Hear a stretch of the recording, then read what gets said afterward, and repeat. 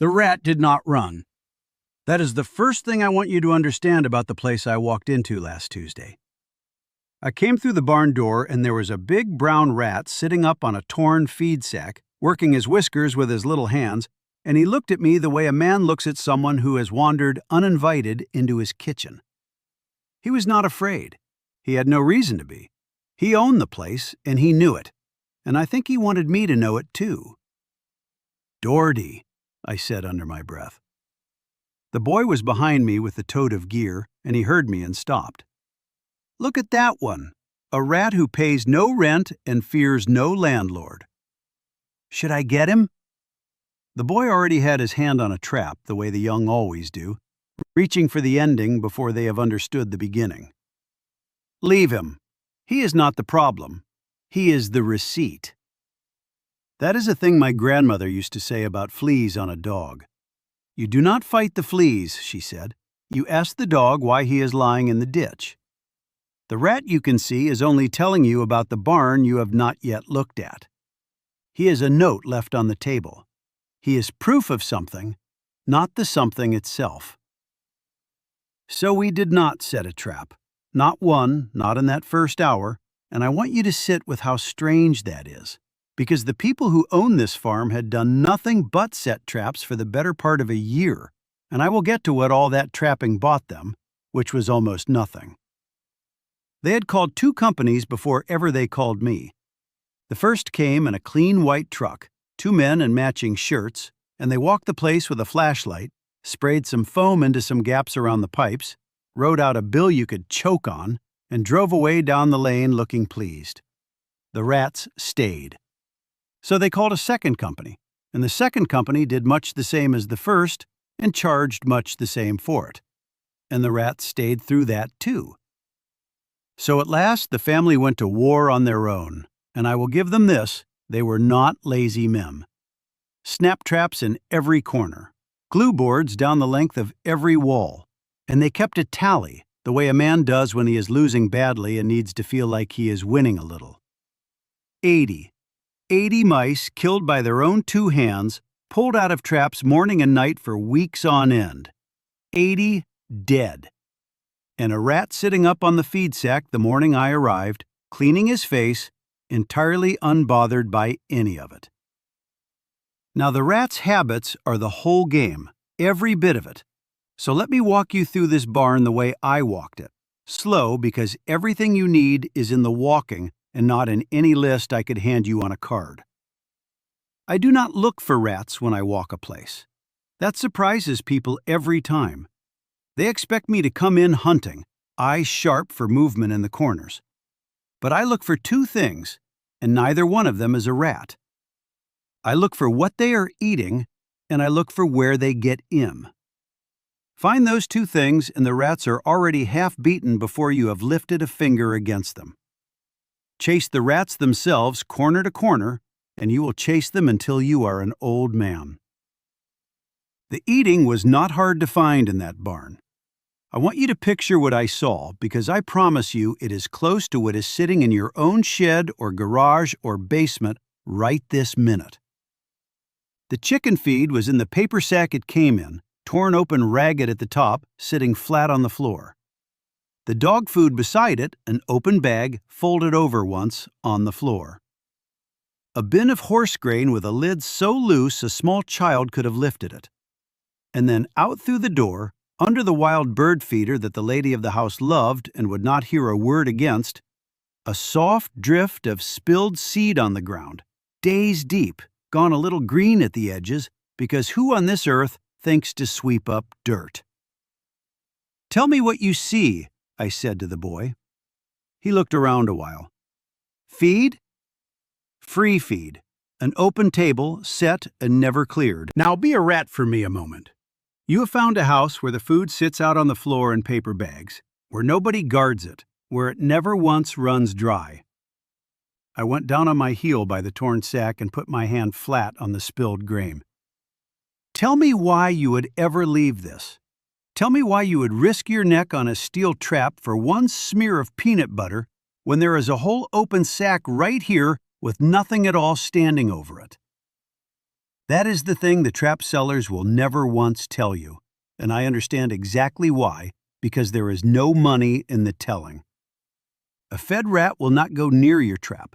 He cannot be troubled. You are holding out a scrap to him under a heavy steel bar while he is standing on a whole mountain of grain with no bar over any of it, and he is not a stupid animal. It is hunger that makes a rat stupid. Hunger is the only thing that makes him take the risk. And a well-fed barn has not got one hungry rat in it. So, before a single trap went down, we did the slow, boring, unglamorous thing that actually wins. We put the feed into metal. Bins with lids that clamp down and latch. The chicken feed, the dog food, the horse grain, every bit of it lifted up off the floor and shut into steel or heavy glass, because a rat chews through plastic like it is wet paper and through a paper sack like it is not even there at all. We swept up every scattered grain. And that bird feeder, the pretty one that hung outside the kitchen window, that came down off its hook. The lady of the house was not happy about the feeder. They never are, and I do not blame them. Just for a few weeks, I told her, gentle, because you catch nothing being harsh with a worried person.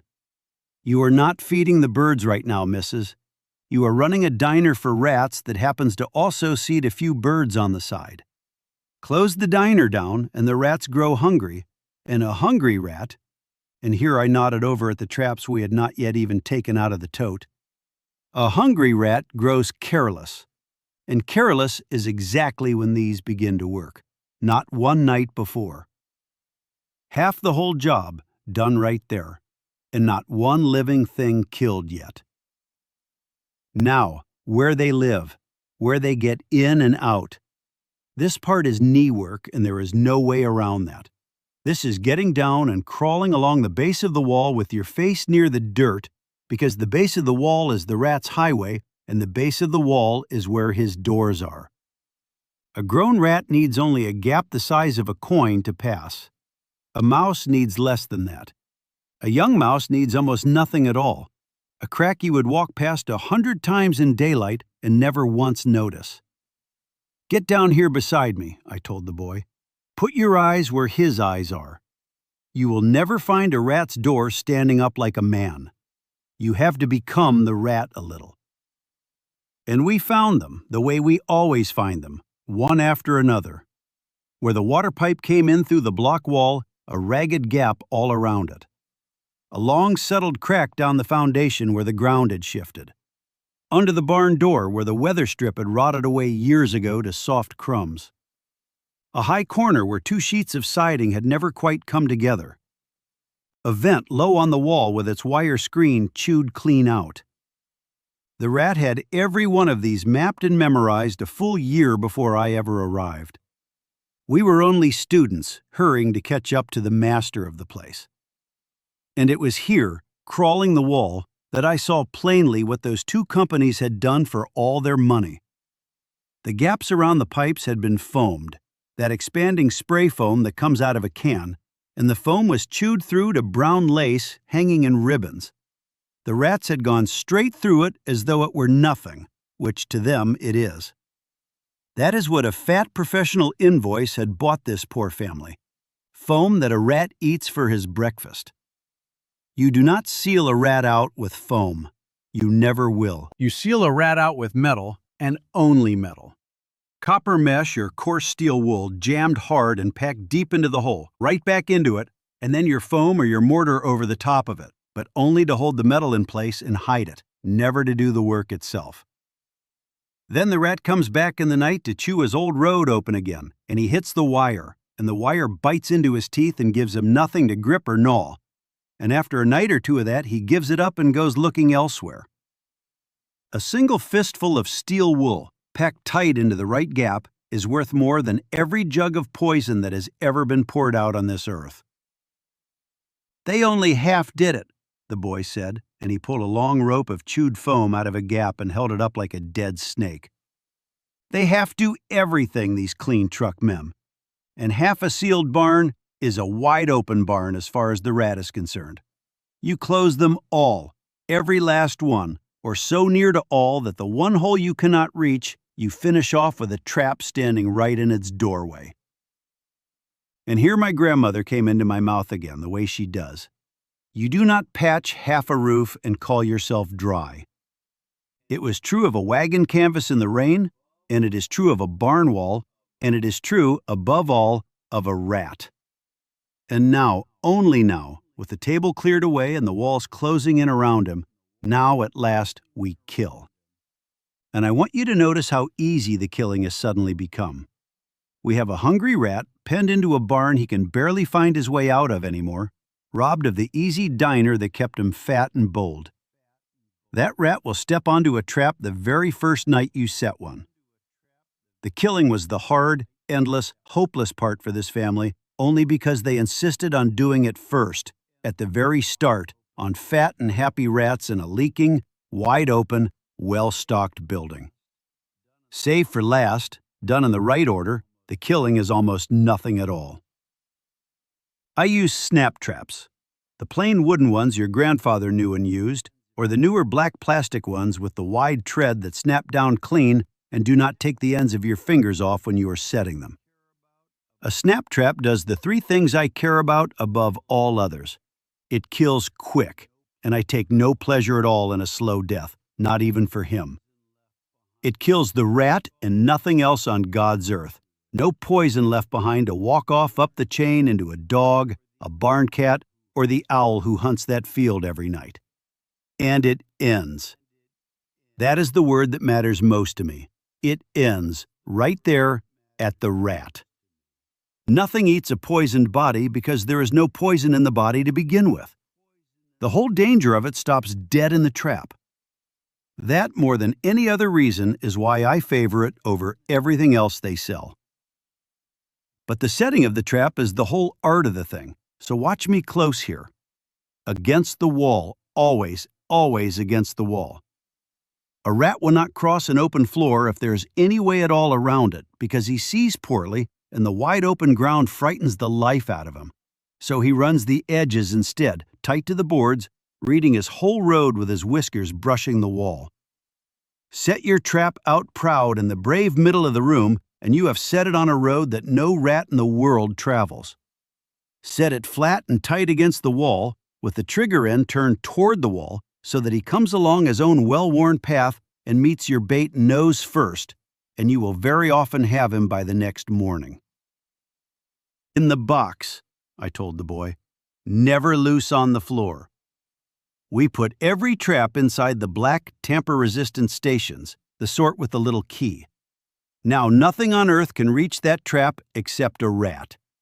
Not the family dog's curious nose, not a hen who wandered in the open door, not a small child's poking finger. And here is the true beauty of it, the part people miss. The rat wants the box. He loves a tunnel. He loves a covered run. A dark and snug little space feels like safety and home to him.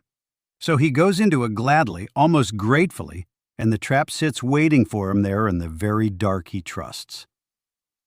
And then the last thing, the thing that nobody has the patience for, the one thing that separates a man who truly clears a barn from a man who will fight the same barn until he dies. The rat fears new things. It is bred deep into his bones.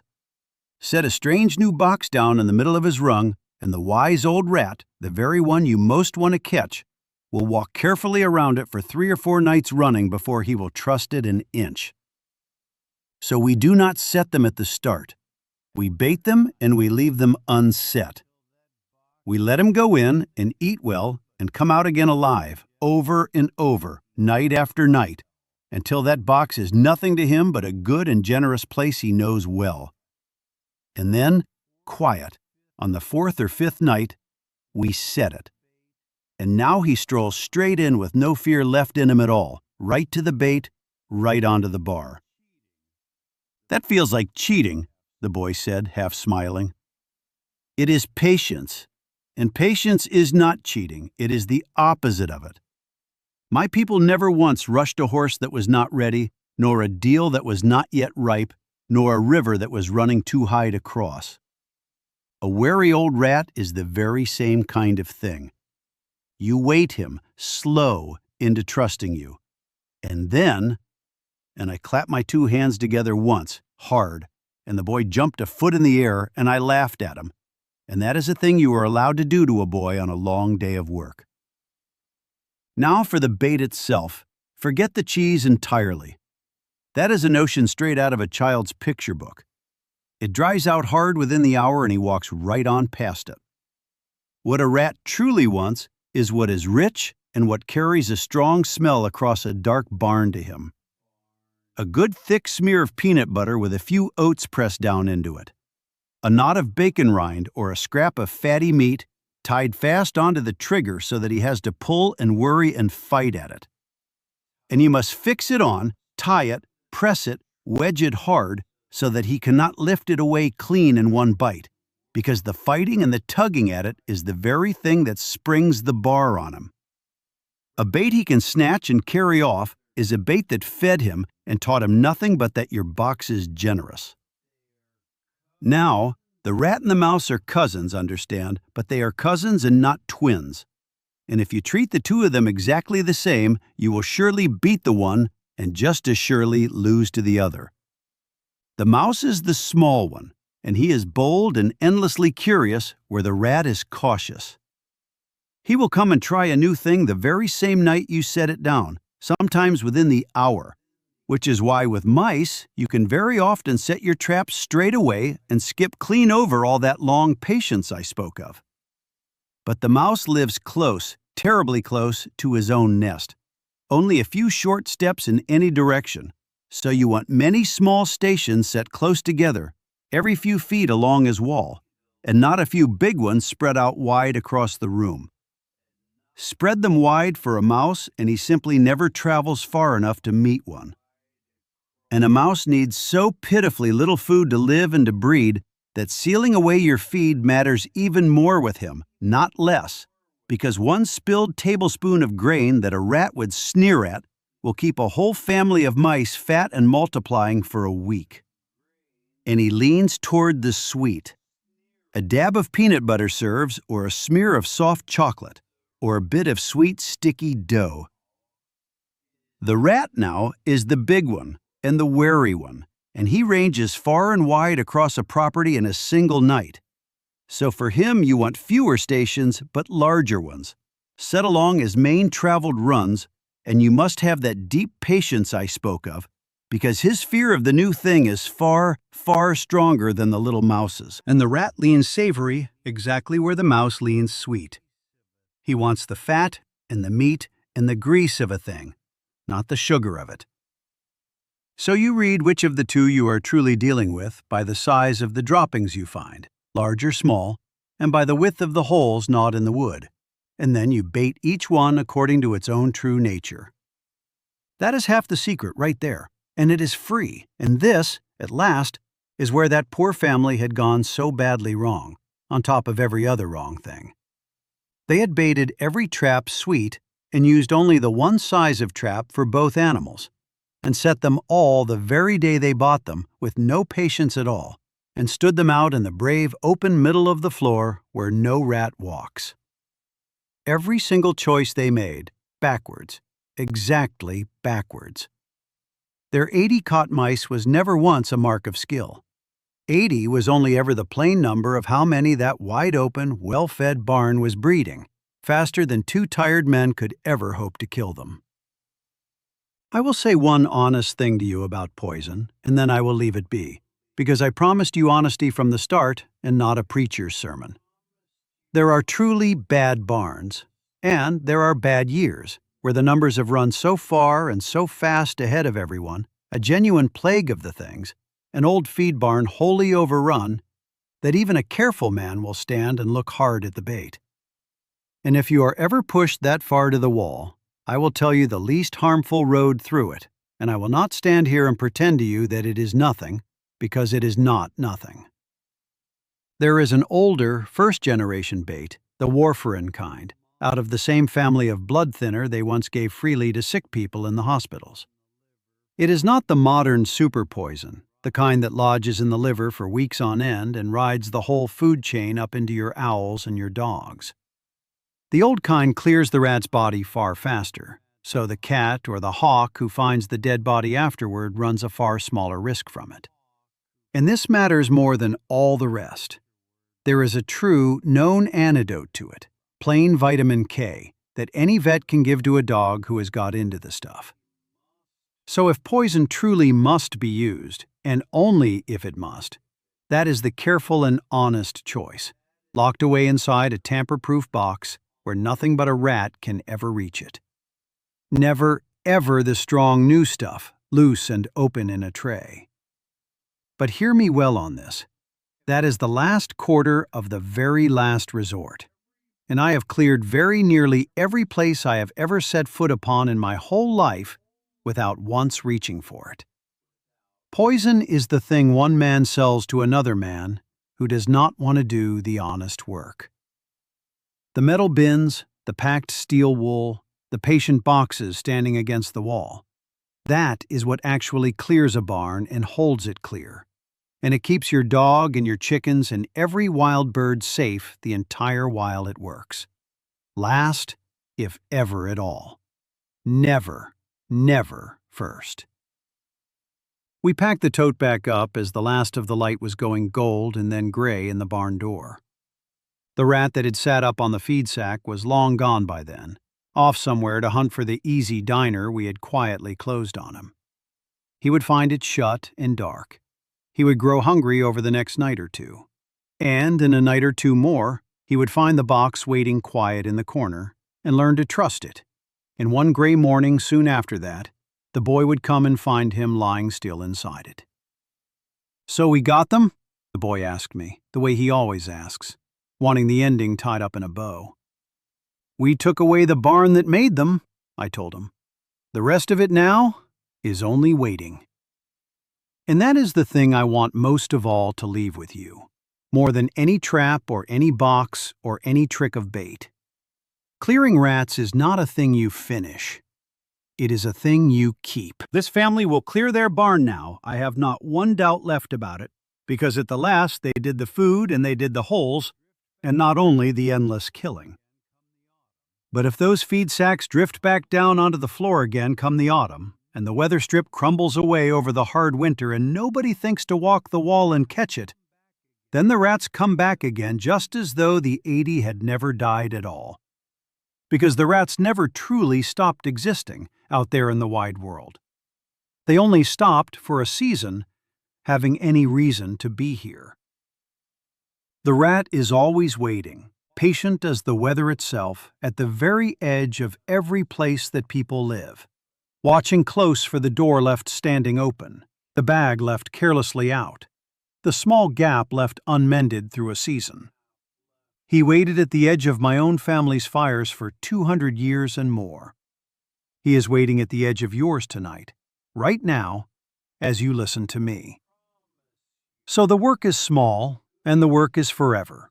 And I promise you that is good news and not bad, because small and forever is far cheaper and far safer for everything you love than a poison contract that never ends and never once fixes the true cause of the thing. Keep the feed shut up in metal. Walk your walls twice in the year, once in the spring and once in the fall, and mend whatever has opened since last you looked. Keep a couple of baited boxes standing quiet as sentries in the far corners, and the moment you spot one fresh dropping, you set them. Do only that, and you will never once again have a rat problem. You will have instead a rat habit, a quiet standing guard kept year on year, and the habit wins every single time. So tell me down in the comments, what are you fighting, and where in the world are you fighting it? A barn, a house, a chicken run, a city wall? And tell me too if you have set the traps already and lost anyway, because 9 times out of 10, the true fault is the food or the wall, and never the trap at all. And if you only describe to me how it looks, I can very likely tell you which of the two is beating you. I read every one of them. My people, the old traveling families, lived closer to the rat than most folk ever will have to, closer than most would ever choose to in their lives. We did not learn him out of any book, nor off any clipboard. We learned him because he slept in the very same barns that we slept in, night after night, and there was no clean truck company for us to call and no bill we could ever have paid them if there had been. I am handing that hard-won knowing to you now, freely, all of it, to the people who were somehow never taught it. My name is Nico Roman, by the way, and that is the boy Tomas, in case you have been wondering this whole while who it is that has been talking at you across your screen. There is a good deal more to the both of us than I will get into here today. Another time, another day, when we know each other a little better. Next, the boy and I are off to a grain store where a woman once kept the mice out through a whole hard winter with nothing at all but tin and a little patient work and one single thing she planted at the doorway that no mouse living would ever cross. No traps, no poison, only an old piece of knowing that still works today just as well as it worked then. Subscribe so that it finds you when it comes. Until then, keep your feed in metal, keep your walls well mended, and never once forget, the rat is only ever taking the opening that you yourself left him.